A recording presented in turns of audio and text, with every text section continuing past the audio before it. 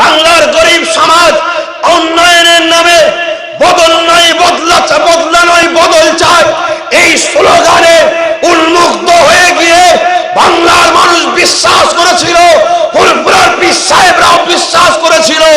দিদি, আপনি বাংলার মানুষকে বোকা বানাবেন না।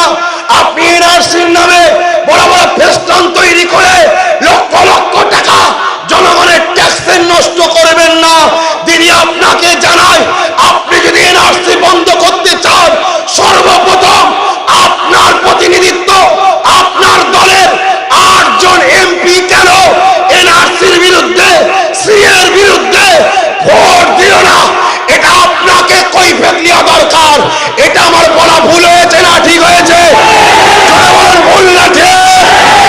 তার মধ্যে তোমাদের এই যাদবপুরের যে এমপি, ওই গাদ্দার, ওই মেয়ে মানুষটা তোমাদের সঙ্গে গাদ্দারি করেছে, ঠিক না বেঠি?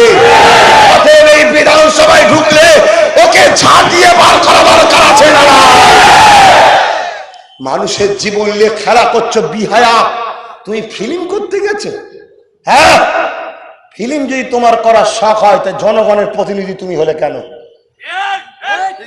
জনগণ তোমাকে বিশ্বাস করে ভালোবেসে, হালকা বয়স তোমার, অনেক দিন তুমি মানুষের জন্য ছুটতে পারবে, বুড়ো হলে ছুটতে পারবে না, এই চিন্তা করে তোমাকে বিশ্বাস করে দিল। তুমি তো এনআরসি সিএর বিরুদ্ধে ভোট দেবে। আমি যখন এ কথা বলেছি, তার উত্তরে দিদিমণি কি বলছে, যে আমি কাকে কৈফিয়ত লোবো না লোবো, আমাকে কাউকে জ্ঞান দিতে হবে না। শুনছেন? তারপরে কি বলছে, ওগুলো সব বাচ্চা ভুল করে ফেলেছে। তা বাচ্চা কি, আপনি একজন ভালো বুদ্ধি মানুষ হয়ে, বুদ্ধিমতী হয়ে বাচ্চাকে আপনি এমপির দায়িত্ব দিচ্ছেন? হ্যাঁ, একটা এমপি বাচ্চাকে দিচ্ছেন। আমি সেখানে এটাও বলেছিলাম, আপনি 8 জনকে বরখাস্ত করুন, নতুন প্রার্থী দিন। আমি আব্বাস সিদ্দিকী কথা দিচ্ছি, এলাকায় গিয়ে মুসলমানদেরকে বুঝিয়ে বুঝিয়ে আপনার নতুন এমপিকে জিতাবো, এটাও বলেছিলাম। দ্বিতীয়, আমি ভাই আপনাদের কথা বলতে পারি, আপনি বললেন তো। দ্বিতীয়, আমি আন্দোলন করেছিলাম যে আজকে বাংলার বুকে 24% ফুরফুরা পীর আবু বকরের ভক্ত মুরিদ আছে, সবাই আমার ভাই হয়। দিদি, তুমি 5 বছর, 10 বছর, 15 বছর, 20 বছর, আব্বাস সিদ্দিকীর কোনো শেষ নেই কিন্তু, ঠিক না বেঠি? আমি জন্ম থেকে বাচ্চা, মরণের পরও এদের দুয়াতে আব্বাস সিদ্দিকী বেঁচে থাকবে, ঠিক না বেঠি?